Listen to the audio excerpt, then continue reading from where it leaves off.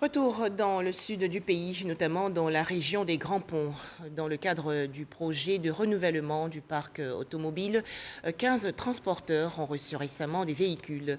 Il s'agit de mini-cars et de camions destinés au transport des personnes et des marchandises. Didier Nguessan. Des autocars de 26 et 41 places et des camions de 6 roues. Au total, 15 véhicules pour autant de transporteurs éligibles au projet de renouvellement du parc automobile. Les bénéficiaires de la région du Grand Pont reçoivent les clés des engins. Je voudrais dire merci ici solennellement au nom des récipiendaires de tous ces véhicules et vous dire que nous nous engageons à tenir nos engagements vis-à-vis du gouvernement.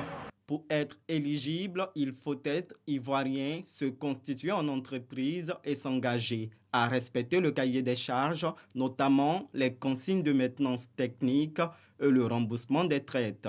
Il s'agit de vous demander de bien vouloir vous conformer aux exigences inscrites dans les contrats. Aux autres entreprises qui n'ont pas été retenues pour la présente phase, je vous conseille de prendre votre mal en patience et d'attendre la seconde phase qui va se dérouler incessamment. C'est un programme qui tient à cœur au gouvernement. Le ministre des Transports met un point d'honneur à ce que ce programme soit propagé dans l'ensemble des régions. Aujourd'hui, c'est Dabou, la région des Grands Ponts. Demain, ça va être d'autres régions. Et tout cela rentre bien sûr dans le cadre du plan social du gouvernement de pouvoir lutter contre la pauvreté, de pouvoir permettre à des acteurs économiques de pouvoir exercer leur métier dans de bonnes conditions, être rentables et gagner de l'argent. La première phase du projet de renouvellement du parc automobile porte sur 832 véhicules.